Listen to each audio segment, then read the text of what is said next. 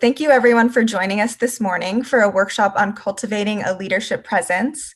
My name is Janavi Vaidya, and I'm a second-year full-time MBA student at UCLA Anderson who has had the pleasure of working to put together today's events. Today's workshop will include a 40-minute discussion followed by 15 minutes of Q&A. Please use the CVent platform to submit your questions and upvote any questions that you would like my co-host Laura to ask when we get to the Q&A portion. I'm now very excited to introduce you to our workshop leader today, Michelle Enjoli. Michelle is a bilingual international speaker and career coach who motivates and teaches strategies on how to successfully connect to career and business opportunities. She was a first-generation college student who was able to get her dream job before graduating. She has worked for global brands in television broadcasting and marketing like Univision, ABC, NBC, Mercedes-Benz USA, and Delta Airlines. In 2016, she created the first all-inclusive business resource group at Mercedes-Benz USA to connect leaders and professionals with each other for growth and development. She continued to expand on this work and created her second dream job with the launch of Connect with Michelle Enjoli. Michelle's work and insights have been featured on Glassdoor, Thrive Global, and LegalZoom, and she is featured in a book called Hispanic Stars Rising: The New Face of Power. We're thrilled she could be here with us today, and so Michelle, I will hand it over to you. Hi, thank you so much, Genevieve. Thank you for that wonderful introduction. So yes, I'm super excited to talk to all of you today about how to cultivate a leadership presence. So I will begin sharing my screen. One thing that I'll definitely remind you guys before I do share the screen is that if you don't have a pen and paper handy, please get one or get your cameras ready to screenshot some of the information, because I'm going to be sharing lots and lots of information in hopes that this is a very valuable session for all of you. So please do that as I share my screen. Great. So cultivating a leadership presence. So this is something that is extremely important topic. One of the things that I want to talk to you about is, what does it mean to be a leader? And being that we live and work in such a changing business environment, it's going to require us to have a leadership presence, but in two different ways: a leadership presence within our own lives and a leadership presence in general society, right, to accomplish the goals and our aspirations. So first off, to kind of set the tone a little bit, I want to explain to you where I'm coming from and how I developed this curriculum that I now teach others. And so Connect is what it is. It's a combination of frameworks designed to teach you how to connect for professional and business growth. And the goal is to learn how to build and sustain relationships with yourself and with others. And so it's based on a framework that I call NPS. And I focus on three different things, which we'll talk a lot about today, and our core basics to cultivating a leadership presence. So one is networking. What does it mean to network? I'm not sure about you, but networking to me seems a little mechanical. And I kind of, when I was in college studying and figuring out how I was going to land my dream job, I wanted to know, well, how do I network? What does networking actually mean? And so what I've done is actually build a framework that's easy to understand, that helps you understand how you can network. However, I don't call it networking. I actually call it connecting, and you'll understand why. Then the second pillar is personal branding. So personal branding is extremely important for you to develop. And so Jeff Bezos, the founder of Amazon, he's been famously quoted as saying, personal branding is what people say when you are not in the room. And if you really pay attention to what that means, what that essentially means is you can play an active role in your personal branding, but essentially what determines that is the effect that you're having on other people. And I'm going to have a little bit more on that later and help you develop what is your personal branding today. And the third pillar is self-esteem. This is extremely important in cultivating a leadership presence. It's figuring out and knowing what your value is and demonstrating that throughout the course of your schooling and your work. And so For those of you that might know a little bit about marketing, NPS in marketing stands for Net Promoter Score. And that is what that essentially is. It's an index, right? That's used to determine how much a customer will recommend a brand, a service, or a product. And so what I've kind of dubbed, what I help other people do is I essentially help you improve your Net Promoter Score. And so here's the things why this curriculum is so important. I started Connect to help bridge some career development gaps that I saw. And I'm sure every single one of you will connect with one of these at least. So the first one is general and cultural differences. We live in a world today where we are going to interact with so many people as colleagues, as potential clients, whether you're looking to become, an employee of a company or become an entrepreneur. Your success is determined by how well you can connect with people from many different generations and many different cultures. So that's why it's extremely important to learn how to connect in these environments. Secondly, career pivots. So personally, I pivoted about 2 times in my career.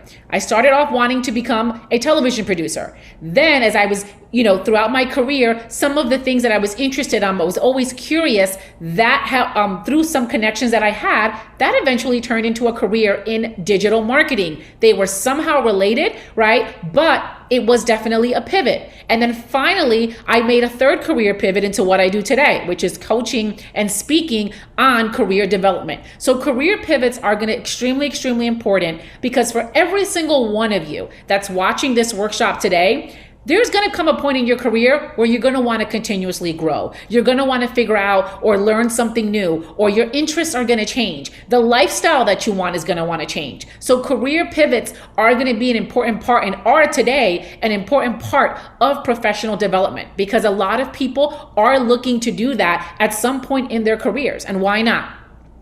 And thirdly, I wanted to help with answering what's next for me.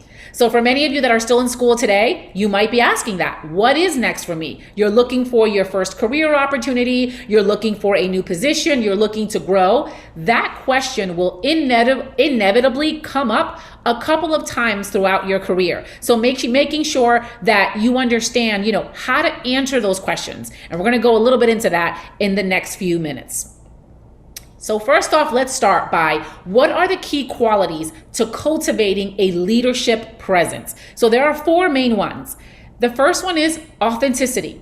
Being true to who you are, right? And also being true to what your goals and aspirations are. Authenticity is critical to cultivating a leadership presence, because at the end of the day, we all need to cultivate leadership qualities, because we need to lead in our careers. We're going to be forced to make different decisions, different pivots, whatever that is. And so we need to make sure that as we're making these decisions throughout our careers, that we remain true to ourselves and our career and our ambitions. Secondly is integrity. We all must operate from some type of moral standard. And so integrity is extremely important and a core leadership quality. Third is confidence. We all need to have confidence in our ability, confidence in being able to understand that we are all valuable members of our community and we can all contribute in a unique way. So confidence is extremely important. And finally, it's connection. So a core leadership quality is the ability to connect with other people, right? Some of the most successful leaders in the country, in the world, are people who know how to connect to the people that are leading them. So I have a very distinct way of looking at connection, which is I put it in two separate buckets. One is that connection to yourself, right? I talked a little bit about that before, but secondly, and most importantly, is that connection to others. And so connecting with yourself helps you determine the why. Why do I want to do this? Why do I want to accomplish that goal? And then connecting with others helps you determine potentially what it could be or how to get to where you want it to be. So that's why connection is so important and is definitely one of the core qualities that you must have in order to establish a leadership presence. And so this is my official definition of what connecting means. And this is extremely important. Connecting is an authentic attempt to learn or assist someone. So please pay attention here is I define networking as connecting. And these are there are three critical components to connecting that will help you do that. So network with others in the future. And I'm going to go through them right now. So I call it the ALA framework, if that helps you remember it. So A is authenticity. So what this means is when you're looking to connect with someone, say it's a teacher, say it's a friend, say it's a potential employer, whomever that is, making sure that you are authentic in two ways. Authentic to you, meaning you are coming across as your true self, and then yet you're also authentic in wanting to make that connection. You should have a genuine interest in making a connection with someone else. And so that's why it's critically important that you establish that. Second is learning. Learning is critical to making connections. And so when you make a connection or want to make a connection with someone, let's just say that is a connection, there is a specific, and I would suggest you write this down after the presentation. Are there any people that you want to genuinely connect with? So whether it's at your school, whether it's personally, whether it's in your professional environment, whoever that is, write down a list of people that you'd love to connect with. And here's a tip. Figure out why you want to connect with them, because the goal is to write down a few questions that you want to ask them when you do connect with them, right? Because the goal is to learn about someone else. And so that's extremely critical, is having that set established reason for why you want to connect with someone. And here's something that I've learned in my past. I have connected throughout my career with everyone. And luckily at a younger age, I didn't have a fear of doing so. So I would send messages to leaders of companies, different people that I wanted to connect with. But I did something really important, which was I established a reason why. I gave them a reason why. And I asked for 15 minutes of their time. So that's why it's extremely important to understand why you want to make this connection and come prepared. And then lastly, the most important aspect is assisting. So think of it this way.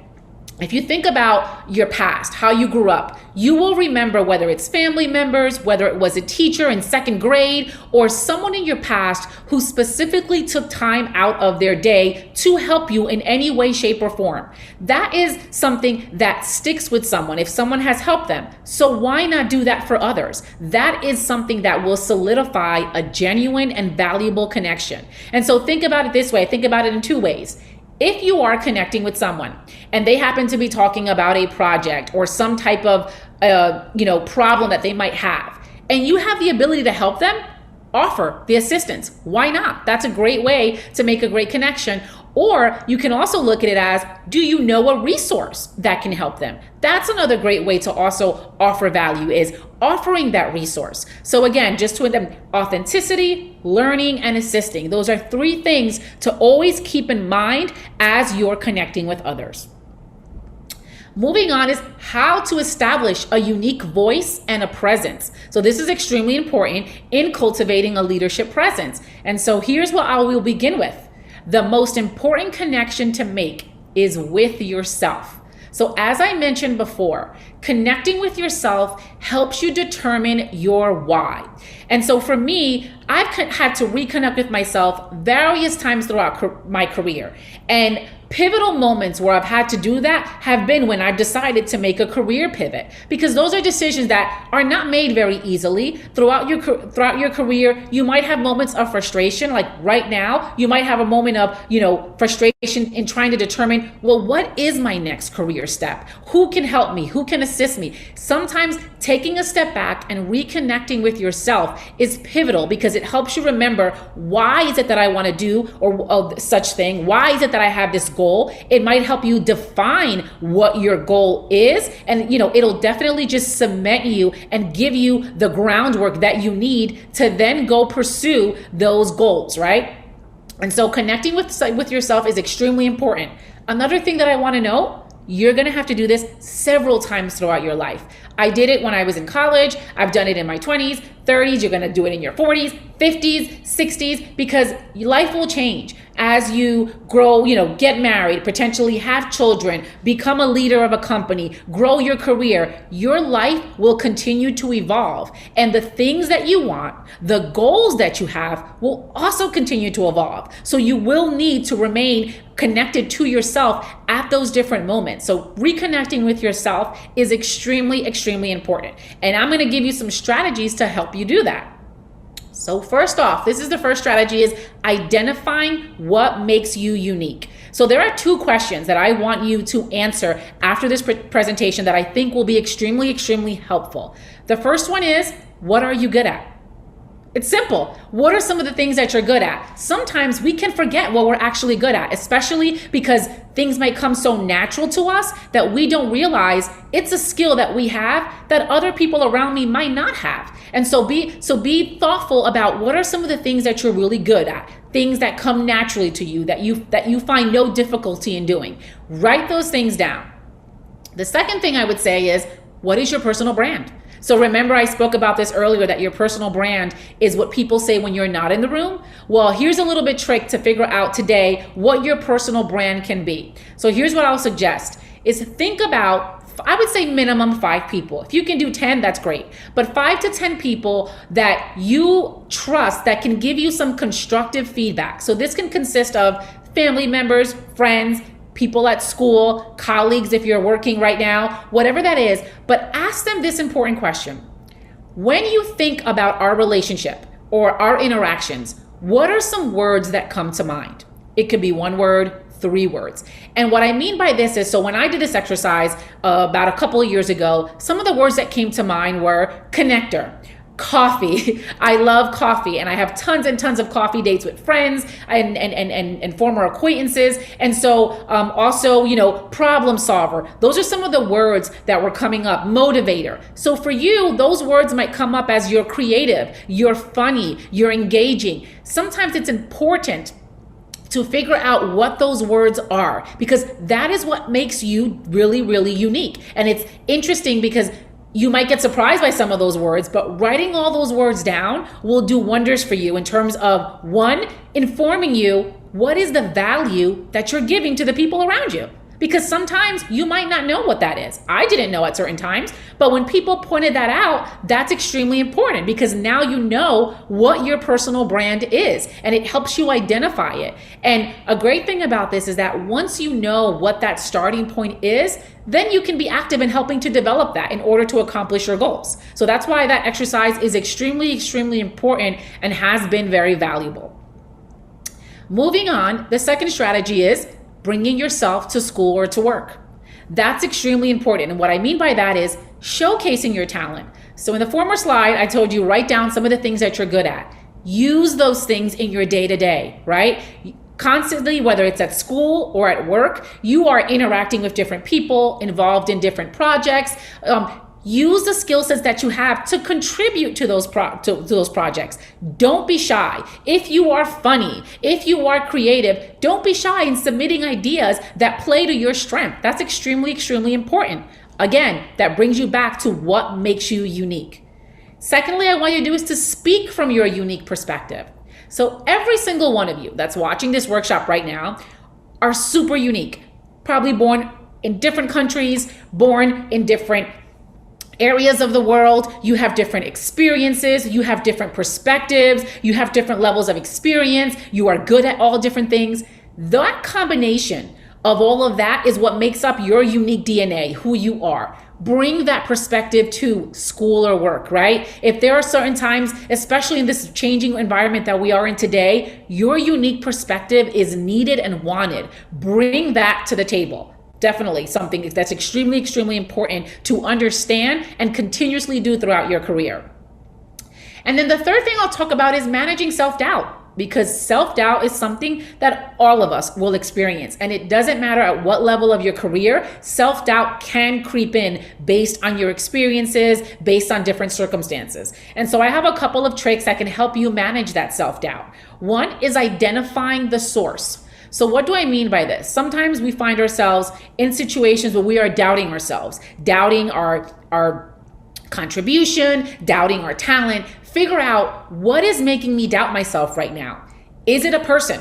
So is it a person that I'm interacting with in my personal life or professional life? Is it my inability of knowing something about a particular project? So are you lacking some knowledge in a project that you're currently involved in or at school? So identifying the source helps you then figure out how to manage that self-doubt, right? So if your doubt is the source of your doubt is a person, you can hopefully talk to that person and try to work out that relationship. Or if it's a lack of knowledge in something, well, guess what? You can now spend some time acquiring more knowledge in that specific area. But those are that's a great way to help manage self-doubt that can creep in.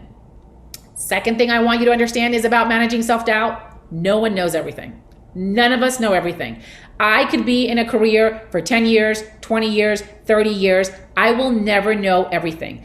As we all know, the world is changing consistently, and it will require us to consistently connect with other people, seek out knowledge, seek out perspectives. So the fact that you might be standing in a room where you might not know as much information about a particular topic than the person standing next to you, that's okay, because they don't know everything either, right? We are all unique, and that's why we need each other. That's why we need connections, because a couple of connections tied together make a huge, huge impact. We are not meant to know everything, right? We are meant to grow and continuously learn. So just be very, very mindful of that when you have moments of self-doubt that creep in.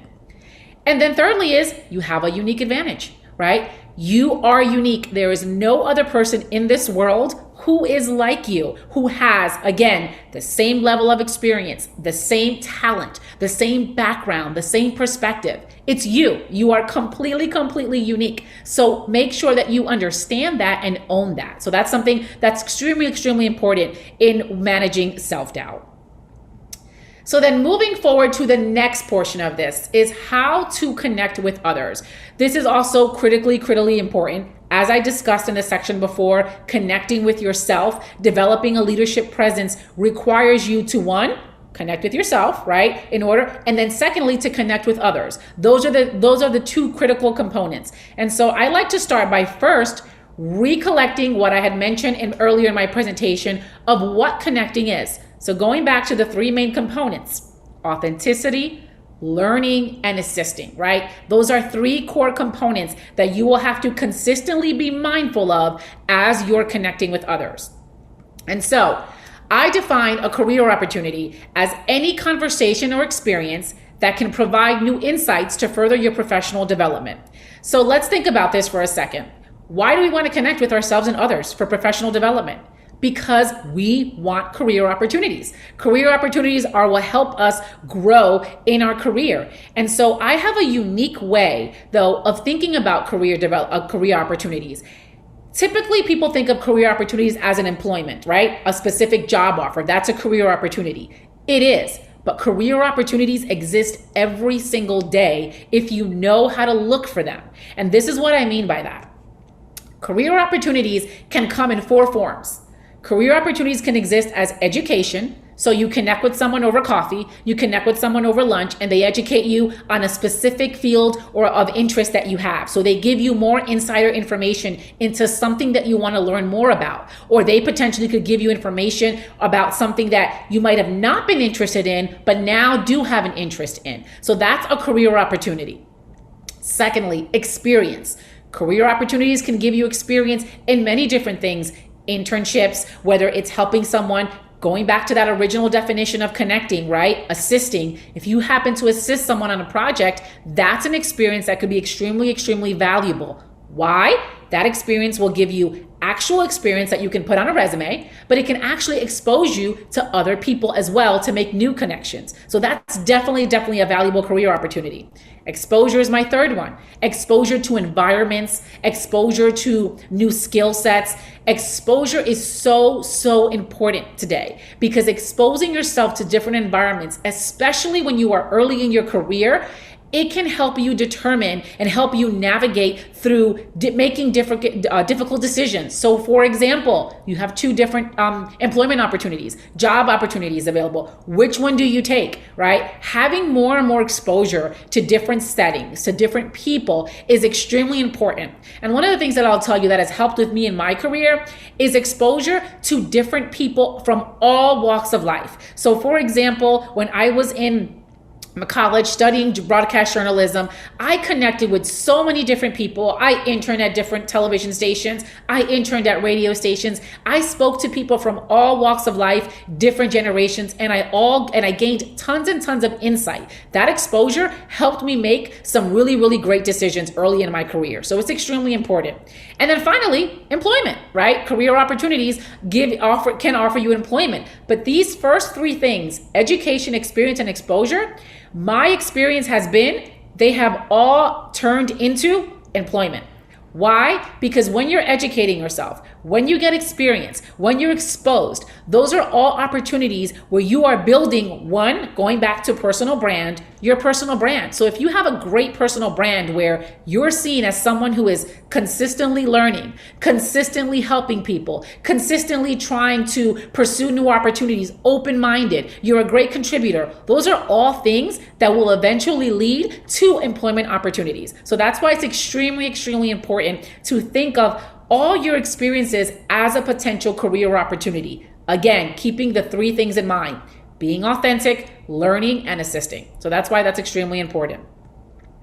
Moving on, so I created a 5-step framework that I use to determine whether a connection that I made is a great connection. And the reason why I created this framework was, one, I wanted something that would be easy to remember. And I wanted something that would take networking, take the ambiguity of networking and make it a little bit more, concrete and something that people can follow. And so I've deemed it great, and it consists of 5 different things that I hope you will all remember as you start building and maintaining connections from this moment on. So the first thing is G is for goal. Determine the goal. So I'll set this scene up for you. You are looking to connect with someone, right? Whom you've never connected with before. You are brave. You send that, email, you send that LinkedIn message, you send that text, or you make that phone call. Have a goal for wanting to connect with that person, right? So I'll give you an example. That goal can be that person is a director or vice president of said company that I'm interested in potentially working for one day. Okay, that goal for that connection should be, I want to learn a little bit more about the company, maybe a little bit more about a specific area within the company. I want to learn about the culture. I want to learn about their internship opportunities. Have a goal in mind. And when you write that goal in mind for every connection that you're going to make, have a couple questions, right? Do your research on that connection and have a couple questions in mind. The next one, the R, stands for being real, right? Being real with yourself, authentic, being real. Why do you want to make this connection, right? Being real with whom you are and what your goals are, because connections, authentic connections, are the ones that will last throughout your career. I still have connections today that are strong and they've maintained themselves very, very strong because I was real. I was real with my intent. I was real with my purpose. I showcased my true personality. So that's extremely, extremely important to maintain when you're building connections. Going back to a point that I made earlier about potentially having, say, self-doubt. Like, let's just say you're about to make a connection with someone who is high up the corporate ladder. It's okay. You are not going to know everything, right? When you're thinking about having some self-doubt, remember, you're unique. You're here to learn. So just be very, very mindful of that and just be real. Just be authentic. The E stands for educate. So the goal of a great connection is to educate yourself, but also educate the other person as well, right? Because if you come prepared to that meeting with some solid questions, you're listening, right? You're real. Guess what? You might get some questions about who you are. So not only will you be getting an education, but you can educate someone else on, who you are. What are some of your goals? What are some of your aspirations? Because more than likely, they might be able to help further that experience or exposure that we talked about, right? They might give you a career opportunity, but also they might be able to potentially refer you to someone else that can also help further your goal. So just be mindful that, great connections are a two-way street. You have the opportunity to get an education, but you also have an opportunity to educate someone else on who you are. Another great tip about this education that I will give you as well is 60-second elevator speech. This is something that's extremely important. Right now in your career, build a 60-second elevator speech. Something as simple as who you are, where you are in your life. Are you studying to get your master's? Are you currently in an entry-level job and you're looking to pursue something else? A 60-second speech is so important in establishing the foundation as you're educating someone as to who you are and where you want to go. So that's extremely important to have one. It's not something you have to memorize, but just something that has a couple of key points that you can know and remember and recite when someone wants to get some education on you. And then the A is for assisting, right? A great connection, it consists of you having the opportunity to either assist a person directly or offer assistance through a referral. So always keep in mind for opportunities where you can assist someone else. This is a great opportunity for you to build a solid connection. People remember those who have helped them. And then finally, what I would say is a task. So this is what this means. You want to leave a great connection with a task. So what that task could be, going back to education, right? Maybe you learned a couple of things, but now you went back and did your research and you have additional questions. Great, that's a great task for a follow-up conversation. Or you offered assistance. Either you offered your assistance to them or you offered a resource. That's a great task to do a follow-up with that information. So always be mindful of keeping open-ended opportunities for you continuously to build on that connection. So I hope this is extremely helpful for you, but great is something that I built just to make sure that you have solid ways and a simple way to figure out how do you build a great connection. It's something that hopefully is memorable as well because of the word great. And so this is what I want to leave you guys off with is this quote here, which is you own the majority stake in your professional development. So as we talk about a leadership presence, I want you to keep something in mind. You are a leader today. Today you are a leader. A leader does not mean that you have responsibilities over others. You're a leader today because you are a leader in your career and in your professional development. You need to lead in making decisions. You will need to lead in determining things as how will you continue your education, right? What are some of the decisions that you're going to make? Those all require you to lead, and you own the majority stake in that professional development. One thing I also want to reference as well is going back to the big topic of connection. Again, the two components, connecting with yourself. Every single one of you is unique, is special. Use that, own that, and use that to connect with others. Because at the end of the day, there is no one else in the world who is you. And that is the special magic that I want you to understand, use, and connect others with. And so here is some information if you guys want to connect with me in some of my work here. And then I will stop sharing so that we can take some questions. Hi, Michelle. Thank you so much for that presentation. We'll now move into the Q&A portion of the event. If you haven't already, please submit your Q&A questions for Michelle through the Cvent platform. And our first question that we have is, communication is important to having a leadership presence. How did you hone in on your speaking and listening skills, and how did that impact your leadership presence?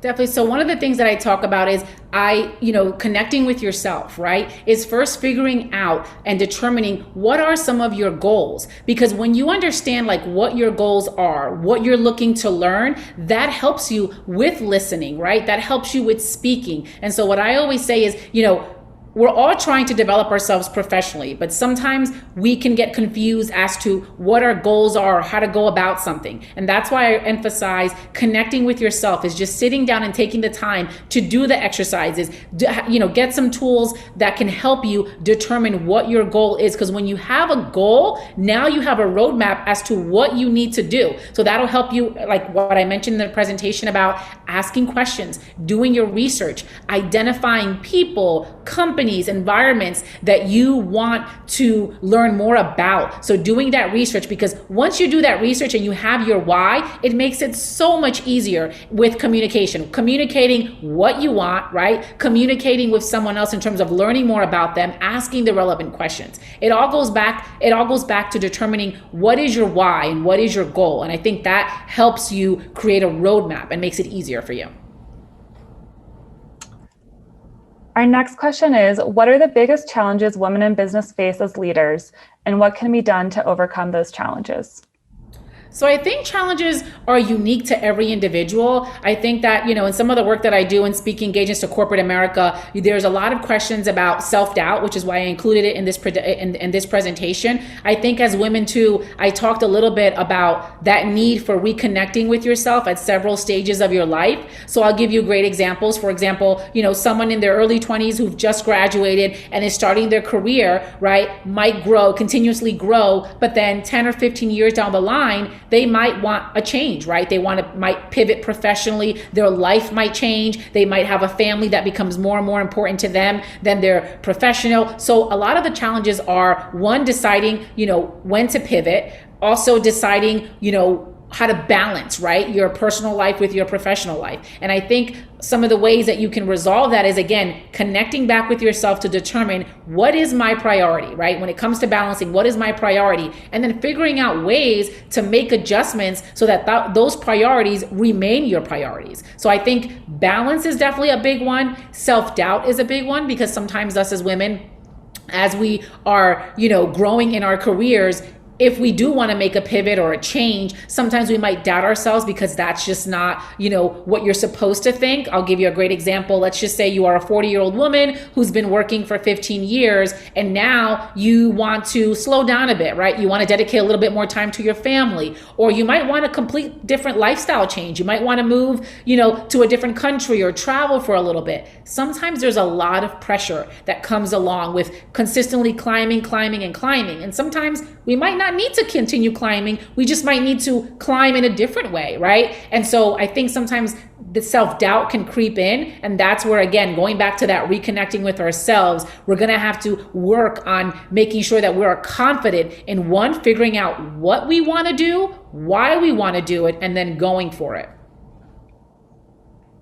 Our next question is, have you seen any differences in how women of color might struggle with cultivating a leadership presence?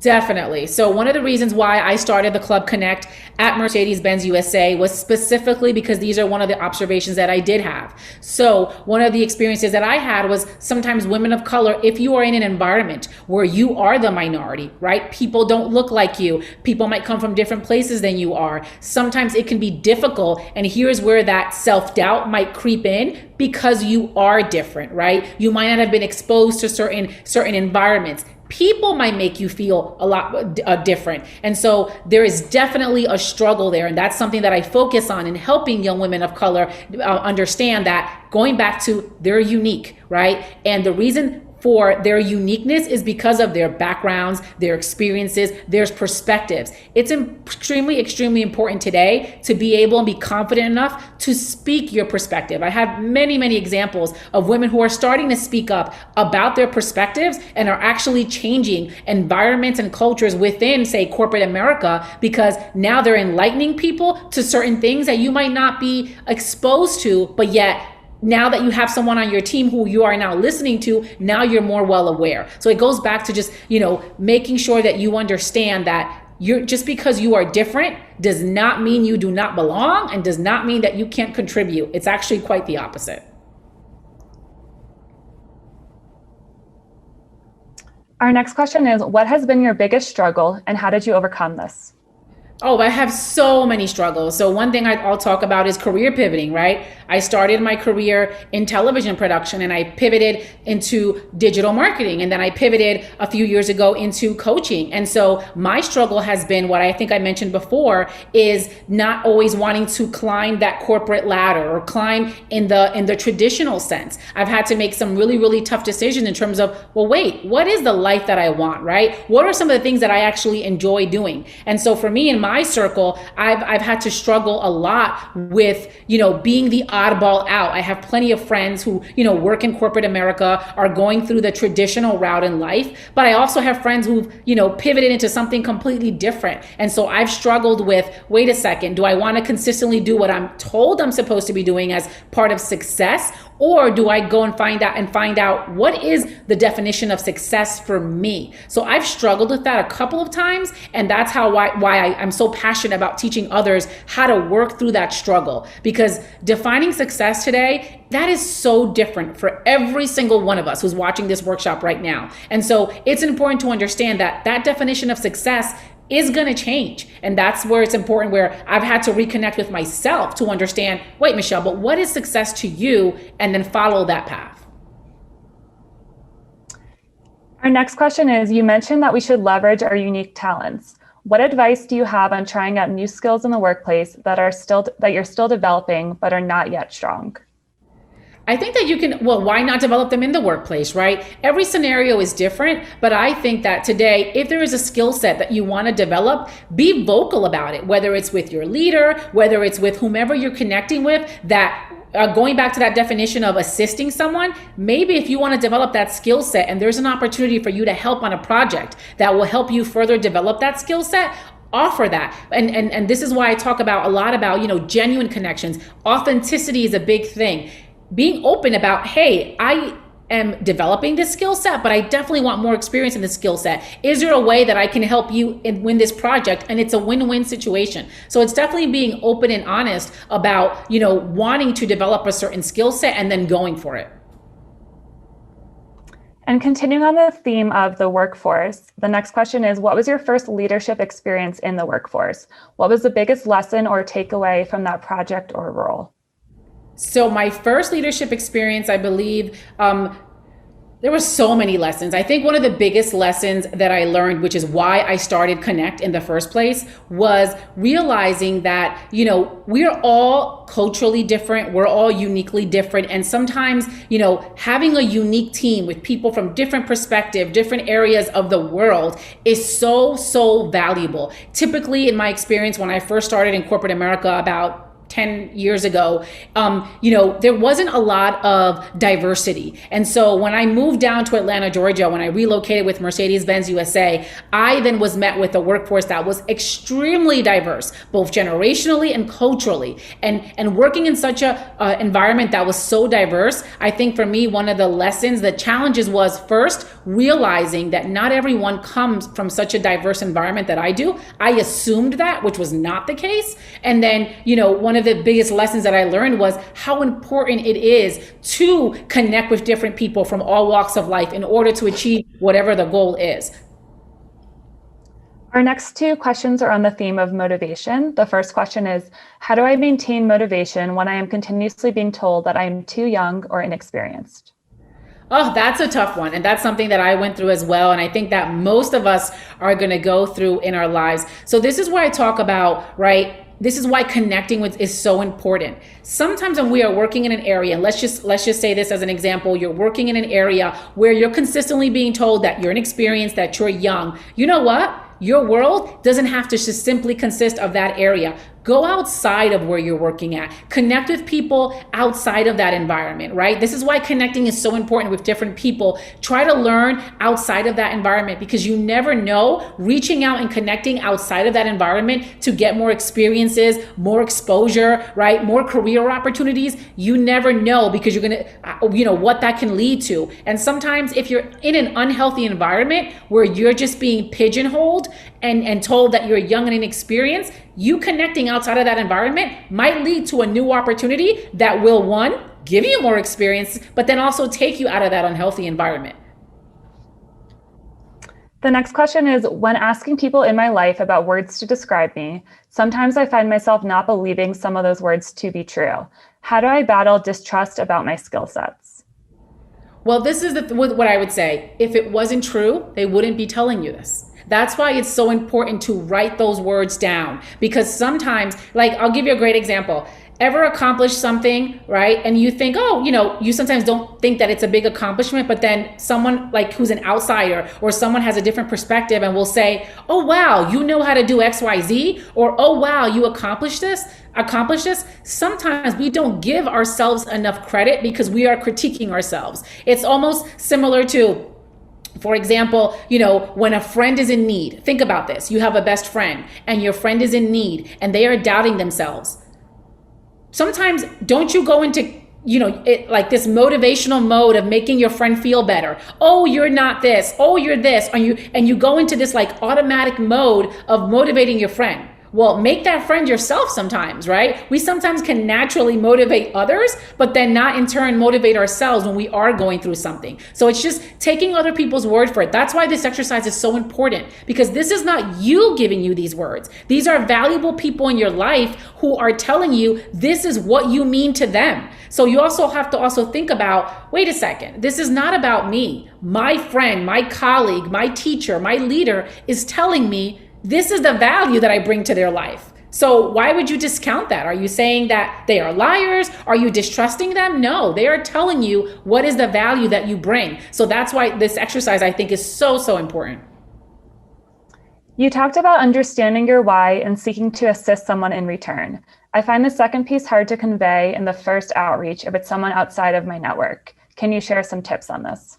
Yes, I'll give you a perfect example where I've used this a couple of times. So when I was working in corporate America, there was a time where, and this was scary because this was a vice president of a company and I was not, anywhere near connected to her. And I went to a presentation and she was giving a presentation about human resources and, talking about different things about, how they hire for the company. And she happened to mention that there was a project that her team was working on, which was how to rebuild her careers website.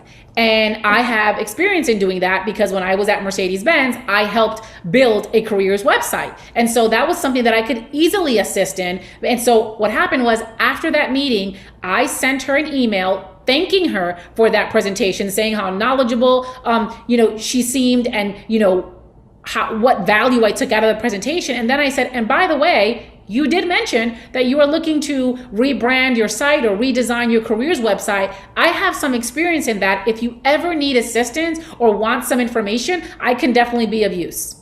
Well, guess what? That person, because I was offering to help at a project, she reached out to me. In this particular instance that I'm talking about, this is actually harder to do than what I'm telling you to do, because this is what was not an instance where I was connecting with her one-on-one. I was in the room with hundreds of other people. So this wasn't even a one-on-one connection. When you're doing a one-on-one connection with someone and they mention something that is relevant, why not offer to help? I mean, think about it. Who would not want more help? So it's actually easier to offer that help in a one-on-one connection than it is in a much more, in an environment where it's not as personal, which was the example that I just, mentioned. Our next question is, first of all, thank you for this energetic presentation. Your emphasis is squarely on uniqueness and the individual leader. What's your perspective on commonalities among teams or co-leaders? On what occasions might someone need to alter or adapt her strongest traits? Well, I think we all have to adapt in some way, shape, or form. So there is a balance, right? When I talk about, offering your unique traits, we're all unique. And I think that there's a point where we have to make sure that we are, demonstrate that in our daily work lives, right? Or school, whatever that is, because what makes us unique is what is our magic sauce, right? But, right, the level that you demonstrate that will vary in different environments that you're in. So I'll give you an example. If you are in school and there's a project that requires a lot of creativity, right? You might be like the person 90% that's giving that creative energy behind that project. You might then be in a work situation where you're working with a group of people where there is some creativity involved and you just might be able to give one or two pointers, right? You might not be the driving force behind the creativity, but you can still contribute to it. So it's just, reading the situation and realizing, okay, where are some areas that I can really, really help in offering it? And then understanding, is my help wanted or needed? And is it being received? Awesome, go for it. Or if is my help, not being wanted as much, but I can still contribute, then act accordingly. So it depends on the different situations. Our next question is, how do you deal with an environment that is sometimes not favorable to self-growth? As a leader, is it advisable to take all issues to yourself to resolve or talk about it with others to resolve? So this is what I would recommend. What I would recommend is if you are in an environment that is not leading to growth, one I would say is if you have a leader, bring that up, right? Again, it's part about being real, being authentic, and bringing it up to your leader. If you then find yourself in a situation where there is no improvement, right? There is really absolutely no area of growth. Start connecting outside of that environment, right? Start reaching out to different people, different, whether it's, colleagues at different companies, whether it's people in your network, people that but start reaching out to others. This is why I am such a believer in consistently connecting. So something that happens a lot is that sometimes people find their first job, right? And then they stop connecting. And they just, they become so consumed with that environment. But then a year or two later, when they either want to grow and don't find an opportunity for growth or want to pursue something differently, but they haven't nurtured their network. So that's why I always think that it's extremely important to continuously learn, continuously keep connecting with different people so that when you have certain situations like this, because they will come up, right? Then you have at least something to grab onto to maybe pursue a different career opportunity in a different area. Let's face it, there are going to be many, many situations where the only way out, the only way to grow is to pursue a different opportunity. That's why it's important to consistently keep learning and connecting. Our next question is, what should I do if I can't pick a profession? The two professions I'm trying to decide between are opposites, and I don't know how to make a hard decision. How did you decide to switch professions? So this is what I would say is take the two professions and do as much research as possible. So here's an example that I will give. In both professions, do you know 3 or 5 people that you can reach out to? So take the two professions, write one on 2 different pieces of paper, write down 3 to 5 names, if you have more, great, of people that can give you more insight into those professions. Then go out and connect with them. Do your research, talk to them, ask questions, learn more about both. Then when you have that information, what I would say is write down and really think about that list that I told you to make about what are the things that you're actually really good at, what makes you unique. Think about, okay, well, in both professions, what did I learn, right? After my research and speaking to different people, doing my research online, is there one that, has gotten me more interested than the other? And then take a look at, what are your unique skill sets? What are you good at? Is there one that actually I can use those skill sets better? So, is there one specific job where those skills are more relevant? Then that's how you start making the decisions and weighing it down. And this is what I would say. Nothing is set in stone. If you decide to make one choice, one profession over the other, you can switch in the future.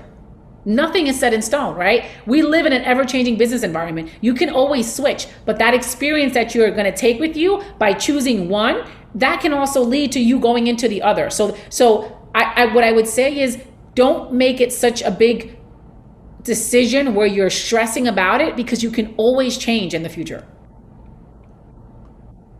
Our next question is there a particular leader that you look up to? Oh my gosh, there are so many leaders. So it's interesting because I maintain connections with everyone, but I will say a leader that I look up to, she was actually in my personal life, she was my first supervisor when I was an intern in television production. So if any of you have never been in television production, it's a very competitive field. To get in, it's extremely, extremely competitive. And this first leader, not only did she teach me a lot, but she actually was very humble, opening, and she actually said something to me once that I will never, never forget, where she said, I'm looking at you and I remember what it was like to be you, to be confused, to want to learn, to want to grow. And so I want to make sure that I can be that for you. That was extremely, extremely impactful. Leaders that show empathy, leaders that want to teach, that want to learn, that want to connect with their people, I think those are extremely, extremely brilliant. Sometimes they can be hard to find. So for me personally, I think my first real supervisor was, who I look up to for sure. Also wondering if you have any favorite leadership books or resources to keep learning about leadership after this panel. Definitely. I mean, I would say There are so many books. One book that I'm actually in the midst of reading right now is the book by Carol Dweck, Mindset. That is extremely important in leadership. Here's why.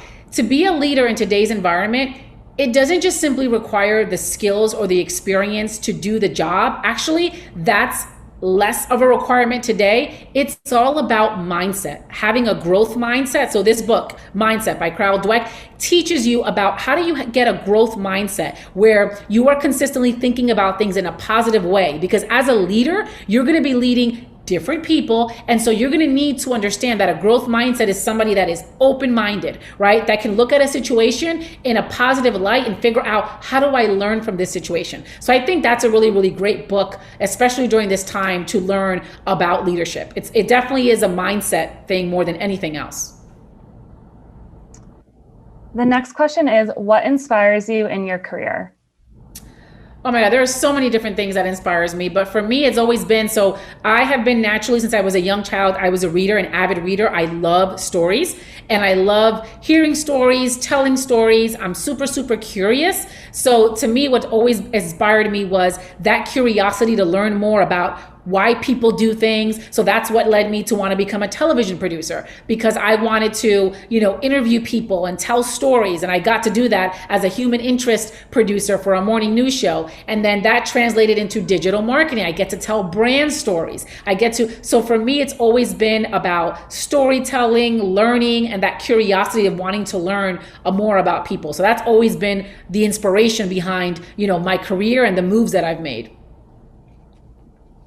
The next question is, an issue that a lot of young women face in cultivating a leadership presence is uptalk. What are your thoughts on this issue, and what can young women do to combat this when building their leadership presence? When you're saying uptalk? Yes, uptalk. What does uptalk mean in this particular situation when you say uptalk? I believe it's referring to when the enunciation at the end of a statement sounds more like a question instead of a statement itself. Yeah. Oh, got it. Okay, yeah. So with uptalk, that's just something that is usually demonstrated when there is a level of self-doubt, right? Going back to that topic of self-doubt that I talked about before. And I think that one of the things that is part of, developing a leadership presence is figuring out how to manage that self-doubt. And some of the things that you have to think about is your physical presence in terms of, how are you standing? How are you, speaking to other people? Exactly. Are you asking a question or are you stating something? So that's definitely something that you have to be very mindful of. And that's why I say that there are going to be things that you know a lot about. When you are speaking about something that you know a lot about or have experiencing in, you should be very, very confident. Also, by the other side of the coin is you're not going to know everything, and that's okay. And one of the things that I will say is that, never be shy or bashful about letting someone know you don't know everything about a specific subject or that you do have a question. So always think about it in two ways. If you know a lot about a particular subject, speak in a confident manner, right? Make statements. If you don't know something and you have self-doubt, it's okay to ask the question. Be confident in asking the question because it's okay. Back to the point that I made earlier, we all don't know everything.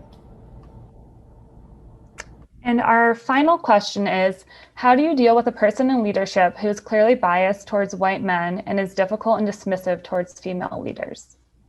So what I would say in that instance is, one, have you approached them about what your concerns are? And by concerns, I mean, do not mention that. You should sit back and think about and connect with yourself and be like, okay, what is bothering me about this particular situation? And writing down those specific things. Am I getting passed up for opportunities?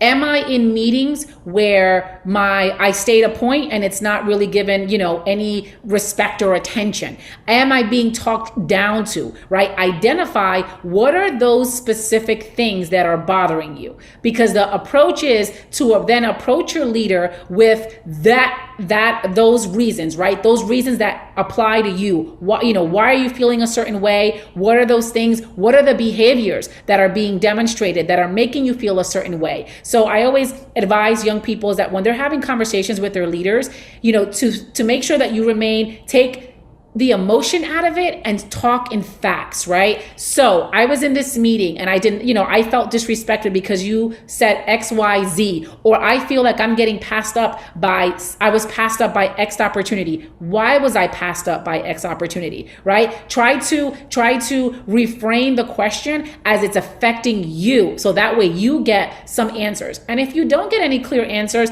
as I mentioned, this is why connecting is important. Consistently branching and maintaining relationships with all different types of people, it's what's going to allow you to grow.